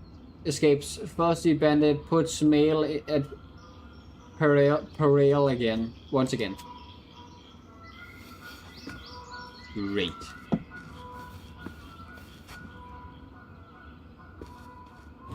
I can go in and out.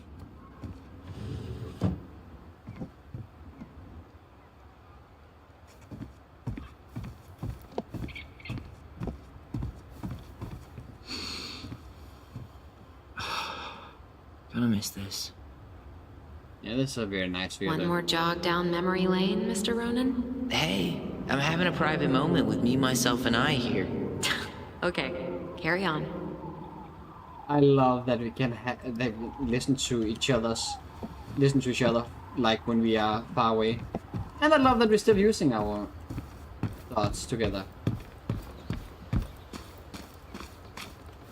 Goblins out. Just gonna check this area real quick before I leave. Maybe there's nothing, but maybe there's something.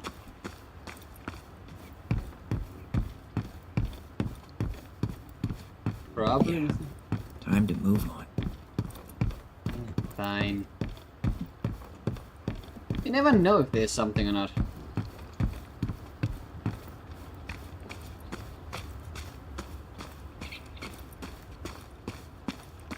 What about the chair? Oh. I'm sorry we're leaving you alone out here.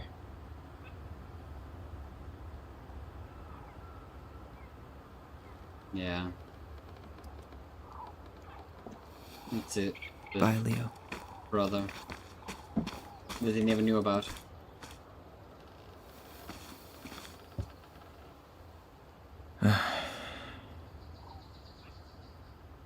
Everything okay, Ty? Actually, yeah. everything really is.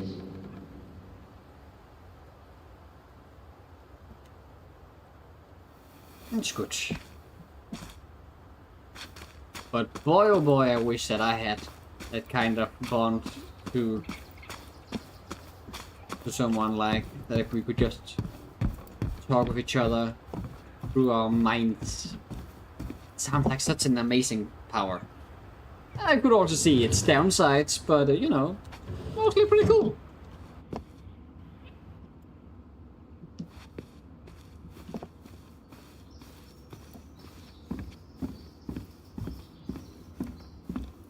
Anything else that is here?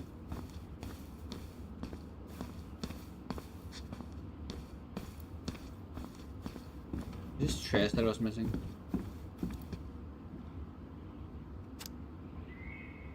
Yeah, that's a plan now, okay. So nothing too important. Just have to check it out.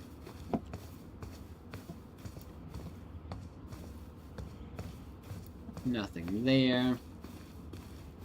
Up we go, and then we're gonna leave.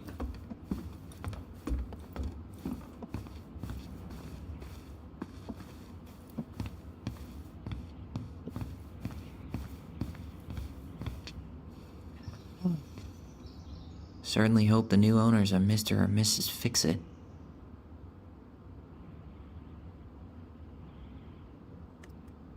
Still that paper airplane up there.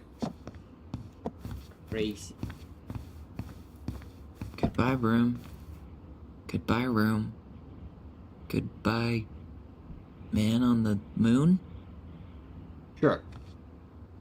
Man in the room, man on the moon. Everybody's gonna say goodbye. Bloink! For posterity.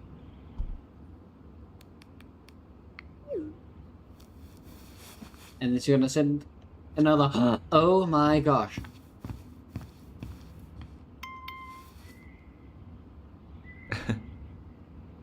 Oh, that's cute.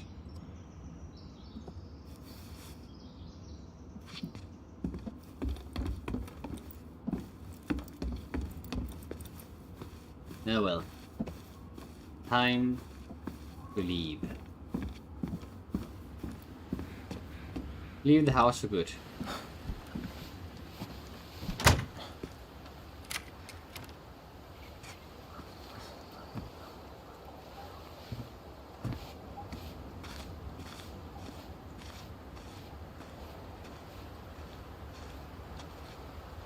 Well, this is goodbye for real, I guess. Seems like it.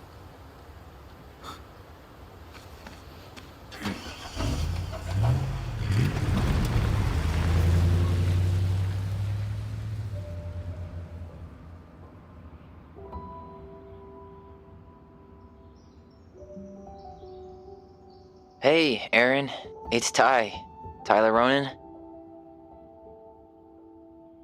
I thought I'd catch you on your break between sessions, but I guess you're going along with another rebel with too many causes.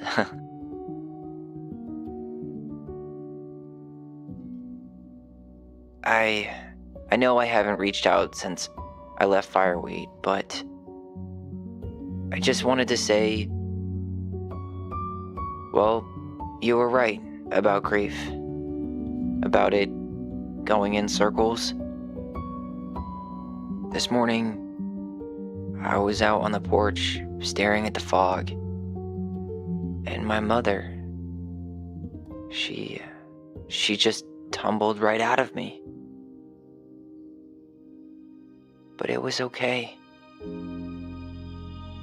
It actually felt good to remember.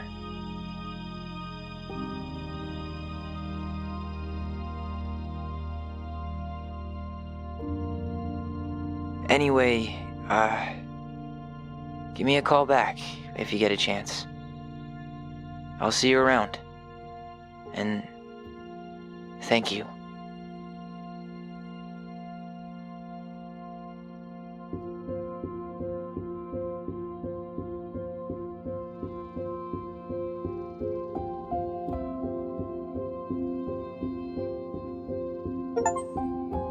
Lock up and leave the Ronan house with Tyler. Complete the story with the twins' strong bond together. Oh yeah, I probably need to have one where I don't have a strong bond together. In any case, I finished the game. I loved it very much. I'm so happy that I was getting through it. This is an amazing game. I would love to play more games like this. I really love story-based games like that. Okay, time to find out what we have done. 84% completed the puzzle, and I'm one of those. Addison felt that standing by the twins' memory was the right thing. Believed in Tom's testament, believed in the twins' memory. Yeah, there I'm on the lower end. I mean, the other one sounds more nice, but on the other side, like, we're just gonna stay with this. The twins trusted their bond and kept their voice. Let go of their voices, held onto the voices. Oh, wow. Eddie was relieved that Allison accepted responsibility in the murder. That's nice. Hello, Wolf. Thank you for stopping by my stream. Really appreciate it. Hope you feel well, but I'm sorry. I'm gonna end my stream in like 5 minutes. Sam felt understood by Allison. 70% listened to the Sam story, and 67% confessed the truth. Michael felt closer to Tyler. 71% kissed Michael, and 29% did not. Well, very nice. If you or anyone you know are struggling with all of these things, experience emotional crisis, you can find help using these resources no matter and where you need. Yep. So getting help is indeed very important. But yes, this was this game. I hope you guys are enjoying it. I for sure were. Great story, great game, great visuals, great everything, really. There's still stuff I would love to know in the game, but not everything we'll know. Until next time, guys, have an amazing time. Thank you for stopping by, and bye-bye!